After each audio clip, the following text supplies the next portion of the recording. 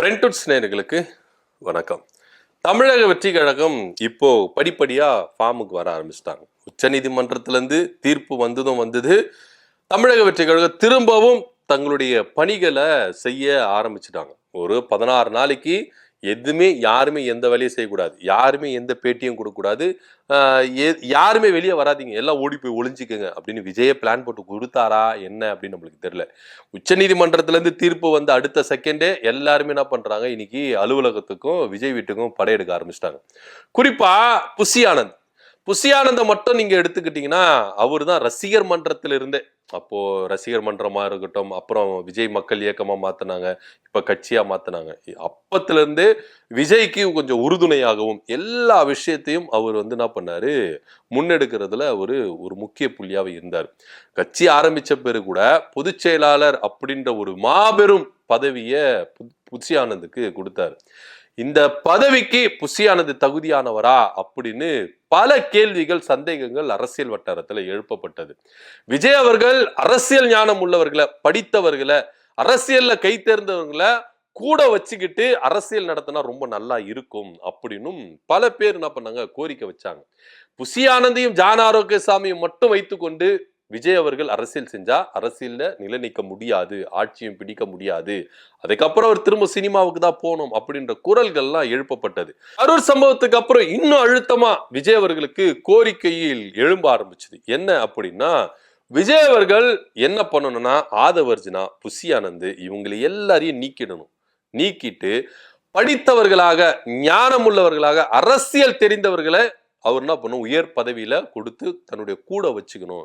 ஏன்னா கரூர் சம்பவம் நடந்த பிறகு விஜய தனியா விட்டுட்டு எல்லாமே ஓடி போயிட்டாங்க. ஒரு படி மேல போயிட்டு என்ன சொன்னாங்கன்னா, தன்னுடைய அப்பாவை தன்னுடைய ஆலோசகரா வச்சுக்கணும். உங்களை சினிமாவில இந்த உச்சத்துக்கு கொண்டு வர தெரிஞ்ச அவருக்கு அரசியல்லையும் உங்களை கொண்டு வர தெரியும். அதனால யார் பேச்சை கேட்காதீங்க, உங்க அப்பா ஆலோசனை கொடுக்கறத கேளுங்க அப்படின்னு கட்சியில இருக்கிற நிர்வாகிகள் முதற்கொண்டு தமிழக வெற்றி கழகத்திலிருந்து வெளியே வந்தவங்க எல்லாருமே என்ன பண்ணாங்கன்னா, ஏன் சினிமால அவருக்கு நெருங்கிய நண்பர்கள் எல்லாருமே அதை தான் சொன்னாங்க. இவ்வளவு எங்க நெப்போலியன் என்ன சொன்னார்னா, உங்க அம்மா அப்பாவே உதறி தள்ளிட்டீங்க, முதல்ல அவங்க பேச்சை கேளுங்க, அவங்க பேச்சை கேட்டீங்கன்னா இன்னைக்கு நீங்க எங்கேயே இருந்திருப்பீங்க. சினிமால உங்களை இந்த அளவுக்கு வளர்த்து விட்ட தெரிஞ்சவருக்கு அரசியல வளர்க்க தெரியாதா? நிச்சயமா அவரு கூட வச்சுக்கங்க, மற்றவங்களை எல்லாரையும் நெப்போலியன் சொன்னாரு. எல்லாருமே அவருக்கு அறிவுரைகளை சொன்னாங்க, ஆலோசனைகள் சொன்னாங்க, கோரிக்கைகளாக முன்வைத்தாங்க. ஆனா திரும்பவும் புசி ஆனந்த தன் பக்கத்துல வைத்து கொண்டிருக்கிறார் விஜய் அவர்கள். இவ்வளவு பெரிய சம்பவம் நடந்தது, விஜய் கூட நின்று அரணா இருக்க வேண்டிய புசி ஆனந்த் ஓடி போய் ஒளிஞ்சாரு. இதுல வெக்கக்கேடான செயல் என்ன தெரியுமா, புசி ஆனந்த் ஒரு தோற்றத்தோட வந்தாரு, தாடி மீசெல்லாம் வச்சுக்கிட்டு. ஆனா அவருக்கு கட்சி அலுவலகத்துல மாலை அணிவிச்சு மரியாதை செலுத்துறாங்க, சிரிச்சுக்குன்னு போட்டோ கொடுக்குறாங்க. எங்கந்தியா வருது உங்களுக்கு சிரிப்பு? 41 பேரை பலி கொடுத்துருக்கீங்க, ஓடி போய் ஒளிஞ்சிட்டீங்க கோழையாட்டம். அவங்களை எதிர்த்து நின்று சட்ட ரீதியா உங்களால போராட முடியல. ஜாமீன் மனு வேணும் அப்படின்னு சொல்லிட்டு உங்க மாவட்ட செயலாளரை பலி கொடுக்க பாத்தீங்க. அவருதான் காரணம், நான் காரணம் இல்ல, எனக்கு ஜாமீனை கொடுங்க. வெக்கமே இல்லாம கேட்க தெரிஞ்சது. இவ்வளவும் பண்ணிட்டு ஓடி ஒளிஞ்சிட்டு இந்த வழக்கு இன்னைக்கு சிபிஐக்கு போயிருச்சு அப்படின்றதுனால எல்லாரும் வெளியே வந்துட்டு வெக்கமே இல்லாம, கொஞ்சம் கூட கூச்சமே இல்லாம சிரிச்சுக்குன்னு போட்டோக்கு போஸ் கொடுக்கிறாரு புசி ஆனந்த். இது எந்த அளவுக்கு ஒரு வெக்கக்கேடான செயல். இன்னைக்கு தாவேக்கால ஒரு சில நிர்வாகிகள் அதிருப்தியின் குரலை எழுப்பி இருக்கிறாங்க. புசி ஆனந்த நீங்க நீக்க வேண்டும், புசி ஆனந்த் கட்சிக்குள்ள இருக்கக்கூடாது. விஜய் அவர்கள் ஒரு இக்கட்டான சூழ்நிலையில் இருந்திருக்கிறாரு, அந்த டைம்ல கூட இருந்து அவருக்கு அரணா இருந்து பாதுகாக்கிறத விட்டுட்டு ஓடி போய் ஒளிஞ்சிட்டாரு கோழையாட்டம். திரும்பவும் வந்தாரு, அவருக்கு என்ன பண்ணிருக்காங்க, திரும்பவும் அவர் கட்சிக்குள்ள சேர்த்துக்கிறீங்க, அதனால புசி ஆனந்த நீக்கணும் அப்படின்னு இன்னைக்கு ஒரு கோஷ்டி பூசல் தமிழக வெற்றி கழகத்துல எழும்பியிருக்கு. இது விஜய்க்கு அவர்களுக்கு பெரிய தலைவலியா இருக்கு. ஏன்னா விஜய் அவர்கள் ஒரு சில ஆலோசனைகள் மேற்கொண்டதா தகவல வந்தது.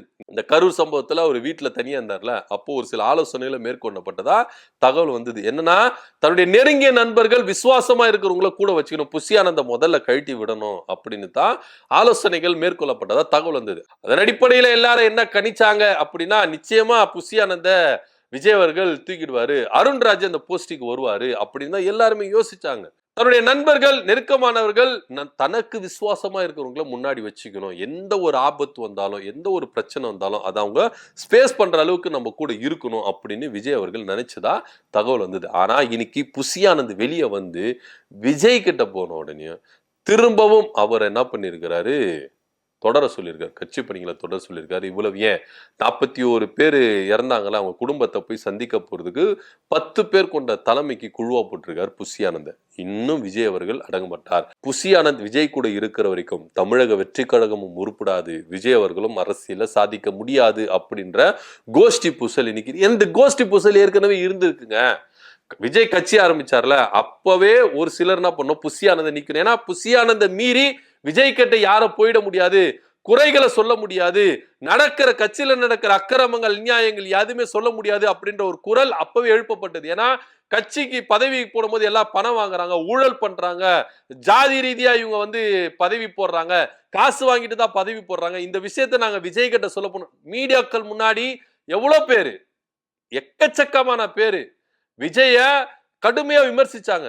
புசி ஆனந்த நீக்குங்க, புசி ஆனந்த் இருந்தா இந்த கட்சி உருப்படாது, புசி ஆனந்த் இருக்கிற வரைக்கும் விஜய் வளர மாட்டாரு, நிறைய பேரு கோரிக்கைகள் முன்வைத்தாங்க. ஆனா சோசியல் மீடியால விஜய் பார்த்திருக்க மாட்டாரா?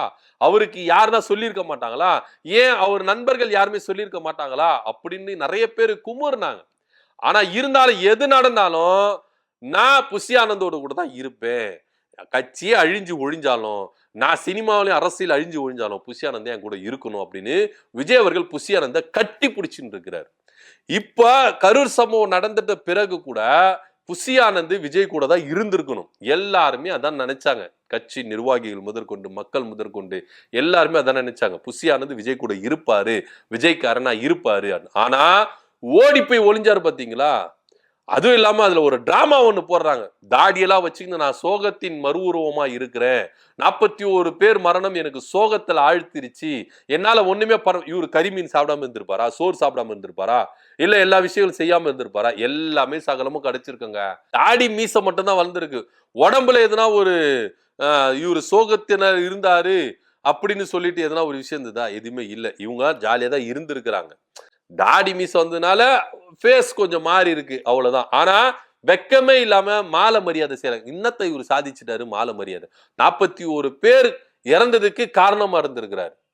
தமிழக வெற்றி கழக காரணமா இருந்திருக்கு. அதுல முக்கிய பங்கு A1 A2 அப்படின்னு தமிழக வெற்றி கழக நிர்வாகிகளை காவல்துறை சேர்த்திருக்கு. மதியழகன், அந்த பொருளாளர், அப்புறம் புசி ஆனந்த் A2 எல்லாம் சேர்த்திருக்கிறாங்க. Accuse number 2 Bussy Anand. ஆனா அவருக்கு மாலை மரியாதை செலுத்துறாங்க. 41 பேர் இறந்ததுக்கு தமிழக வெற்றி கழகத்தின் பொதுச் செயலாளருக்கு மாலை மரியாதை கொடுத்து வரவேற்கிறாங்க. வெக்கமே இல்லாம சிரிச்சுக்கின்னு போட்டோக்கு போஸ்ட் கொடுக்கிறாரு. இதுதான் அந்த 41 பேருக்கு நீங்க செலுத்துற மரியாதையா? நீங்க இதுதான் அந்த 41 பேருக்கு துக்கம் கொண்டாடுறதா அப்படின்னு எல்லாருமே கேள்வி மேல கேள்வி கேட்டு இருக்காங்க. தமிழக வெற்றி கழகம் எந்த அளவுக்கு ஒரு பெரிய டிராமா போட்டு இருக்காங்க. இவங்க படத்துல நடிக்கிறத அப்படியே ரியல் லைஃப்ல நடந்துட்டா மக்கள் எல்லாம் நம்மள நம்பிடுவாங்க. அது சினிமா. 2.5 மணி நேரம் நீங்க நடிக்கிறத, ஆடுறத, ஓடுறத, பாடுறத எல்லாத்தையும் காசு கொடுத்துட்டு உள்ள போனா 2.5 மணி நேரம் இருந்து நாங்க பார்த்துட்டு சகிச்சுட்டு தான் வரணும். ஏன் எத்தனையோ படம் விஜய்க்கு பிளாப் ஆகலையா? அப்பெல்லாம் வெளியே வந்து அவங்க ரசிகர்கள் வந்து கழிவு ஊத்துலையா? ஏன்னா காசு கொடுத்துட்டு போயிட்டோம், 2.5 மணி நேரத்தை வேஸ்ட் பண்ண முடியாது, பார்த்து தொலைச்சுதான் ஆகணும் அப்படின்னு சொல்லிட்டு 2.5 மணி நேரம் என்ன பண்ணோம், பார்த்துட்டு வரணும். ஆனா ஆட்சியை உங்க கிட்ட கொடுத்த 5 வருஷம் என்ன பண்ண முடியும்? உங்களுடைய போஜனை இப்பே தெரிஞ்சு போச்சா? இந்த கரூர் சம்பவத்திலேயே விஜய் பற்றிய உண்மையும், விஜய் கூட இருக்கிறவங்களை பற்றிய உண்மையும், ஒட்டுமொத்த தமிழக வெற்றி கழகத்தினுடைய சுயரூபமும் தெரிஞ்சு போச்சா? இதுதான் மக்களுக்கு நீங்க கொடுக்கிற மரியாதை. 41 பேர் இறந்தாங்களா, அவங்களுக்கு துக்கம் கொண்டாடுறது, மாலை மரியாதை செலுத்திட்டு சிரிச்சுக்கினே போட்டோ கொடுக்கறது, இதுதான் இவங்க துக்கம் கொண்டாடுற விதம். இவங்க தான் இந்த 41 பேருக்கும் மரியாதை செலுத்துற விதம். விஜய் அவர்களும் சரி, புசி ஆனந்தும் சரி, இவ்வளோ பண்ணிட்டு இவரு கட்சி ஆபீஸுக்கு ஏதோ சாதிச்சுட்டு வந்துட்டாரு. ஏதோ அப்படியே போர்ல வந்து வெற்றி பெற்றுட்டு வெற்றி வாகை சூட்டிட்டு வராரு. இவருக்கு மாலை மரியாதை, சிரிச்சுக்கிட்டே போட்டோ கொடுக்குது. என்ன இது? ஒண்ணுமே விளங்கல. இதுதான் தமிழக வெற்றி கழகத்துடைய சுயரூபம். மக்கள் ஒவ்வொருத்தரும் சிந்திச்சு செயல்படணும். இன்னைக்கு மீடியாக்கள்லயும் சரி, சோசியல் மீடியாக்கள்ல சரி ஒரு வகையான பிம்பத்தை உருவாக்குறாங்க தமிழக வெற்றி கழகம். விஜய்க்கு ஒரு பெரிய மாசு, விஜய் தனித்து நின்னா 23%, விஜய் தனித்து நின்னா 30%. அம்மன ஜல்லிக்கு பிரயோஜனம் கிடையாது. விஜய் அவர்கள் தனித்து நின்னா அம்மன ஜல்லிக்கு பிரயோஜனம். இவ்வளவு ஏன் நீங்க கூட்டணி எவ்வளவு பெரிய கூட்டணி கூட அமைங்கள, அம்மன ஜல்லிக்கு பிரயோஜனம் கிடையாது. நீங்க கூட்டணி அமைச்சாலும் அமைக்கலனாலும், தனித்து நின்னாலும் நிக்கலனாலும் மாபெரும் வெற்றிய திமுக பெறப்போகுது. இதுதான் நிதர்சனமான உண்மை. நீங்க எப்படிப்பட்டவனாலும் நீங்க ஒரு மாய பிம்பத்தை உருவாக்கலாம். சோசியல் மீடியாக்கள் சரி, மீடியாக்கள் சரி, காசை வாங்கி நீங்க சோசியல் மீடியாக்கள் சரி, மீடியாக்கள் சரி, நீங்க காசை இறைச்சி என்ன மாதிரியான பிம்பத்தை வேணாலும் ஏற்படுத்தலாம். ஆனா எலெக்ஷன்ல மக்கள் உண்மையா இருப்பாங்க. உங்க டிராமாக்கள், உங்கள் நாடகங்கள், உங்கள் சினிமா படப்பிடிப்புகள் எல்லாம் சினிமாவோட முடிஞ்சிருச்சு. அரசியல்ல அப்படி நடக்காது அப்படின்றதுதான் நிதர்சனமான உண்மையா இருக்குது. கரூர் வழக்கு சிபிஐ கிட்ட போனதுனால புசி ஆனந்த் எல்லாருமே என்ன பண்ணிருக்காங்க, வெளியே வந்திருக்கிறாங்க. கட்சி அலுவலகத்துல வரும்போது அவருக்கு மாலை மரியாதை செலுத்தி சிரிச்சுக்கிட்டே போட்டோ எல்லாம் பிடிச்சிட்டு இருக்காரு. இது ரொம்ப சோசியல் மீடியாக்கள்ல பரவி இருக்கு. இன்னொரு வகையில வந்து பாத்தீங்கன்னா புசி ஆனந்த நீக்கணும், கட்சியை விட்டு நீக்கணும், அவரு கட்சிக்குள்ள இருக்கவே கூடாது அப்படின்னு ஒரு கலக குரலும் தமிழக வெற்றி கழகத்துல எழும்பியிருக்கு. இதை பத்தியோட கருத்து என்ன அப்படின்றது கீழே கமெண்ட் பண்ணுங்க. நன்றி, வணக்கம்.